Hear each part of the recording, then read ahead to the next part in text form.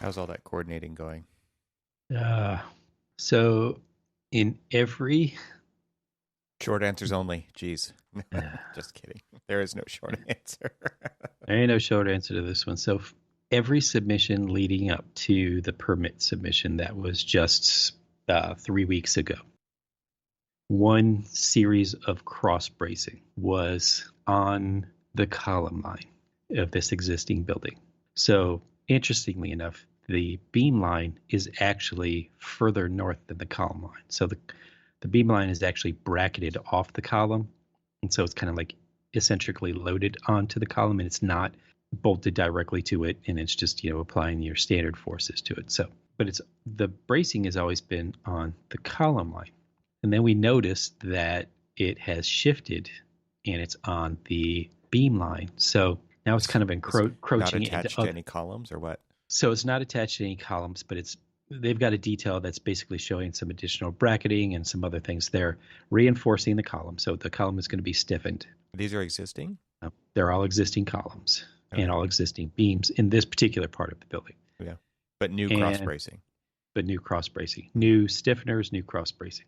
And the thing about it is that this cross bracing also occurs basically in a mechanical chase that has both existing and new steam lines in it. And it's the cross bracing now is shifted where it is cutting through Yeah, of course. the existing lines, That not works. the yeah. You're like, really, man? Mm. Did they not And load so all the models in, or was that stuff not modeled, or what? Or they just no, didn't no, care? they're all modeled. I mean, because we were looking at our model today, saying, hey, we got a little Oh man. something wrong here. Are they not coordinating those other models, or are they just putting stuff in like, oh, we'll figure that out later? Or is it they just don't care? Now, well, my structural engineer definitely cares. Love them. They're fantastic. Uh-huh. It might have just been something that was missed only because these particular lines don't necessarily show up on the new work. It shows up on the existing to remain. And I don't know if I don't know. Face filters or whatever. We literally just had this conversation today about these little gremlins showing up Yeah. and, like whether it's, the view graphics or face filter or, Yeah. It could be work hiding in set so or many something. places. It's Yeah. exactly, it's just like, There's like 55 places or something you can put stuff in Revit there for right. one reason or another. You won't see it. And my assumption is they might have looked at 54 and it's in the 55th. Yeah, of course. So, yeah. Oh man. Yeah, typical. It's crazy how much time people spend looking for things inside of a model like that. Yeah. Yeah. There is a ton of wasted time in that. I did see. I think that we had this in our office. It was there's just a view where it's just like everything turned on, everything. Right. Yeah. There's Yeah. that is the beauty of a system like Revit or any BIM tool. I think is that like you can have views that never end up on sheets, right? like I Yep. think we've talked Yep. about that before. It's like these are great for QA, internal use only. No one ever has to know that they exist as far as final output goes, but man, they're helpful in the meantime, right? So Yeah. having those sheets or a view where everything's turned on, or having a view where all the rated walls are red, having a view where Yep. all of the Yep. exiting paths are, showing all the time, whatever it is. It's like, it just seems like there's so many opportunities to have kind of built in safety checks like that. We have those, and those were the things that's what we were referencing back when we found it. We're like, oh, Yeah. huh. Yeah. I mean, and even just Hey, having them on isn't going to tell you that there's clashes happening, but at least like right, you have an opportunity to see like what the fuss is about. Oh yeah, man. I remember doing a mechanical layout for a mechanical engineer because they couldn't figure out how to route it, and it's like I we just you're just spend all day in a 3D view with the section box and figure that stuff out. But I don't think yeah they do we that. no, well, probably not. And This we is we years spent ago we though. spent we spent a lot of time coordinating the basically all of the roof Hmm. layout for this current project because where everything naturally occurs in the mechanical is fine, but then once it like hits the roof, it looks like a Charlie Foxtrot. Yeah. and and then you need everything to kind of either be aligned or you move around and stuff like that. And they're like, I don't really know what you're talking about. And so it was easier to model it, show them, and they say, oh yeah, do that. I like how we'll take care of that for you. We'll show you. Yeah. Amazing to me how much time people spend modeling these models to the nth degree when our profession, like we talked about this a few episodes ago, Oh, 15 sheets to build the building. Right? I pulled out my soapbox. It's all about Talking representation and abstraction. It's not about putting every freaking screw in there, right? But so many people get trapped into this, like you have to put everything in the model. This is one of the issues I see with this whole topic of digital twin, which is you will have this twin digital model of the actual physical building in which you can run simulations and see how they turn out in the digital world, and then if you like what you see, apply it to the physical world so that you don't waste your time like with a different furniture layout or a different conference room configuration or whatever. You can Right. you can potentially do that digitally and then do it, but in order to do that you have to have so much detail in these models. It's a completely different use than modeling for delivery of a project, which is construction documents. Right. Which I pulled out my soapbox that you and I had discussed in the past about why we're spending so much time basically redrawing a manufacturer's typical detail if we're really not doing anything different to it. Okay, yeah, so we're going to put it in our model. Okay, fine. But if we're showing this detail for representation of a basis of design, why are we wasting our time? Yeah. Why aren't we more concerned about, okay, if we have a roof detail, let's have that detail like that where we've got like say maybe a special condition or something like that we need to like get it all squared away. And then and so I just kind of like went off on the rant that you and I've kind of gone off about, just like we're drawing too much and we're not saying anything more than what the manufacturer basically told us what to say. Don't redraw their stuff. Let's focus on the details that we really care about. I don't care about a typical detail. I care about how that typical detail is being modified, changed, altered. I need to see how that works. Let me spend more time on that.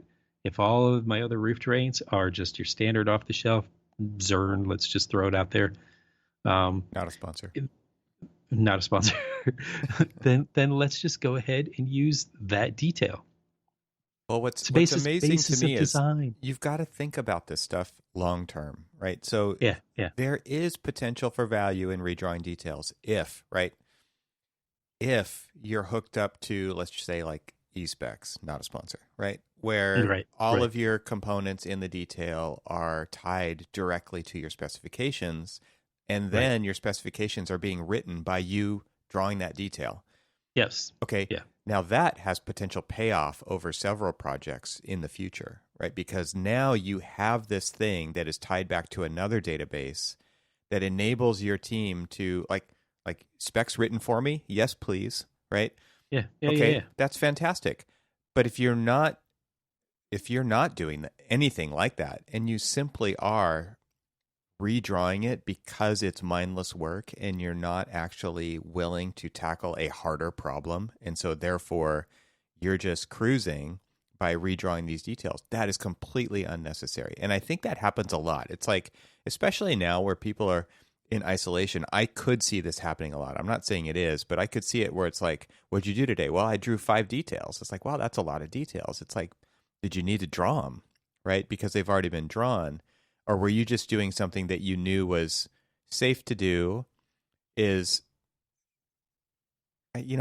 not adding overall value to the project. It's not something that requires thought. It's just really rote kind of busy work at that point. Right. And no, like, stop doing busy work. Like we all need to get out of the rut of doing busy work. Like this whole, like, there's so much drawing that happens that doesn't need to happen.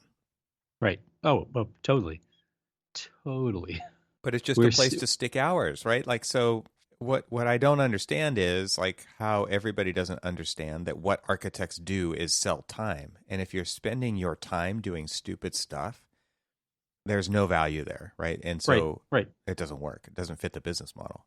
I mean, it was funny. It's like, how else are they going to know that this is what we want? Well, you say roof tray and then spec it. And then, they see what is in the spec. And then, there's so many different ways to streamline this to make it so much easier on us. And, you and I go back to this whole, conversation about, well, if you're doing a model-based delivery, okay, then model everything. I mean, Potentially, that's, yeah, but like you would have to figure all that out ahead of time. Yeah, exactly. Yeah. We're still stuck in this kind of like purgatory of the way we used to do it and the yes, way we want to do it. right. And Yeah, because really, nobody's willing to embrace that want to do part. yeah, and that conversation would really be like, what does the next person in line need from me? Not Right. what needs to be there ultimately, because that might not be your job to put the final thing in there. It just might be to Right. represent what it is that you need. Right. Yeah. Yeah, being a piece of the puzzle and kind of understanding that you're a piece of the puzzle is so important, and really stepping back and asking other people what they need in this process seems to be much more clearly the direction that we need to be going. But you're right, we are stuck in this purgatory of delivering drawings for approval rather than building a BIM model for building off of. Like those are two, again, we just keep beating the same drum. It's just Right. Right. it actually is that's a good way to put it. Like we're stuck in the middle of it right here. Mm-hmm. So who's going to figure this out?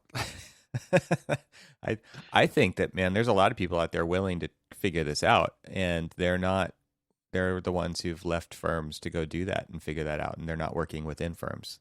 Right. So if you're in the firm, you still got to pay the bills. You got to feed the machine.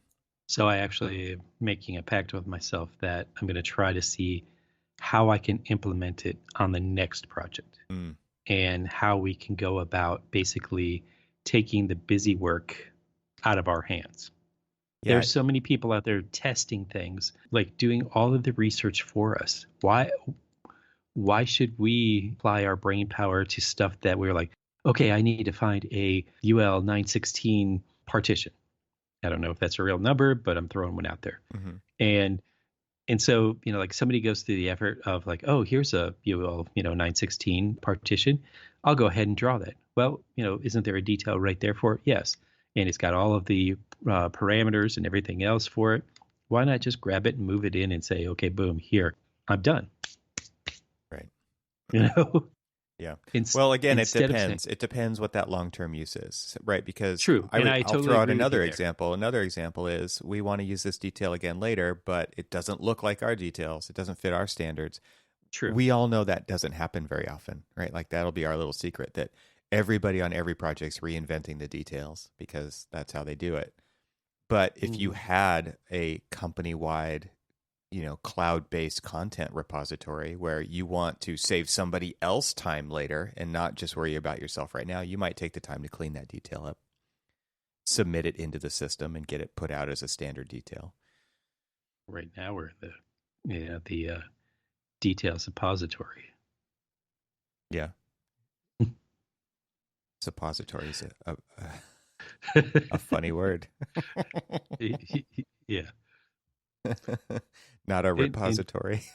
And it seems like it's, applicable here because we all seem to have our head up our anyway. Yeah. No, but I like what you're saying because really it takes that kind of leadership to say, step back and say, is there a better way to do this? It's not like, what's the better way to do this? You can't always assume that there is a better way. A lot of times we reinvent stuff that's been done slightly differently for no valuable gain, right? But is there a better way to do this? And that the hard part there is just knowing what's available and being exposed to so you're constantly trying to be exposed to what's available through lunch and learns and the web and your Twitter feed and all these things, and you can't obviously know it all. But it seems to me like at least a decent attempt for everything that we do to say, is there a better way to do this now? Like we've been doing it like this forever. Is there a better way? Let's just spend 15 minutes and explore figure that out. Right. I don't know. Tough problems. Exactly. And that is so totally exactly what I'm thinking. there are better ways out there. We just need to commit to it. Yeah. Yeah. Committing to it is hard because, again, people like to do the thing that they already know how to do. And looking for a new way to do it definitely does. There is a hit on your time card to figuring out new ways to do it. But again, like, I think there needs to be a stance from the company, no matter how big or small that is, that you're willing to look for these new ways to do them, and if they exist, spend the time to figure it out so that you can save a ton of time in the future, right? Like, I feel like a lot of times Right. we just don't think about our future selves. We don't give the gifts to our future selves of figuring how to automate something now so that we don't have to do that again. It's that to me is the level that we should all be operating on. Well, the only gift that seems to keep on giving is the question of us saying, why are we doing it this way? Yeah. Uh, Have another suppository. exactly. Thank you, sir. May I have another? Oh, speaking of suppositories, when's your appointment? Yesterday. Well, you sound like you're doing just fine. Didn't get dinner afterwards. Didn't That's what you were referring to. That's what I was referring I to. didn't know what you were referring to. Okay. Yikes. I was cracking. It'd be pretty funny if it was over like a Zoom call. They're like, okay, now you're gonna have to do this. Well, what's funny is that, I had to take COVID tests before this, and I would go into their office, and they were so hands off, I would have to actually administer the COVID test to myself. And then they would basically be barking the process through. And then essentially I would say, and then kind of go through things and then put the little swab in your nose, swirl it around 3 times, hold it there for 10 seconds, which that's actually the worst part is the holding it there because it's literally like jabbing into the back of your, like, yeah. And then move it to the other side and swirl it around and, hold it there for 10 seconds and then break off the little stick and drop it into the solution, into the little test tube, put the lid back on, put it in there, put it in this bag. And literally they've touched nothing. It's all me. But, I can at least confidently say that, because I had one last Monday, and then I had one last Friday because they moved the appointment because of the weather that we had. Uh-huh. And that's so, right. I remember. And so I've had whatchamacallit, 2 COVID tests and 2 negative COVIDs come back to me, and yay. Yay. I kind of wish we all had it already and we're over it. Yeah. People are most certainly getting to their wits' end about all of this. I mean, this one guy, you're not allowed to go into the actual, to check in and stuff. You can't go into the actual office. You have to stand out in the hallway, call a number, tell them you're there. And then there's chairs positioned basically down the hallway. Oh. Well, it's down the hallway 6 feet apart where you have to like sit. You get to go down there and wait. Yeah. So then this one guy was there for a procedure, and with all the prep time and everything else that you have to do to this and stuff. He was there, and I had gotten up from my chair to go and help this older lady came up, and she's like, I was like, oh, you need to call in. She goes, oh, they said don't bring any valuables. So I left my phone in the car, and I can't call them up. I'm like, okay, hold on. Let me go ahead and call. And so I'm standing there with her and stuff. And this guy was, comes back, and I was like, oh, sir, I was sitting there, I'm not sure you want to sit there. And so he comes up to the chair, literally inches from my leg, and sits down there and says, do you mind moving? What? Like, sir, I'm on the phone trying to help this lady out.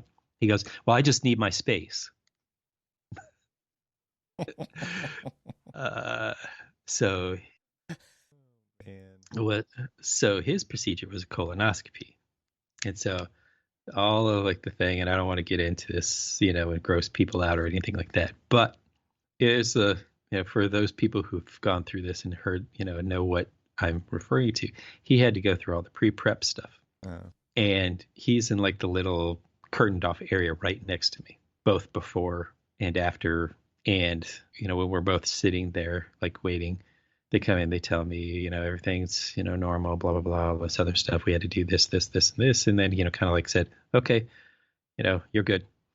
And then they're like, well, sir, you apparently didn't follow the procedure requirements, and we couldn't do a good test on you, or do a good procedure on you. Uh-oh.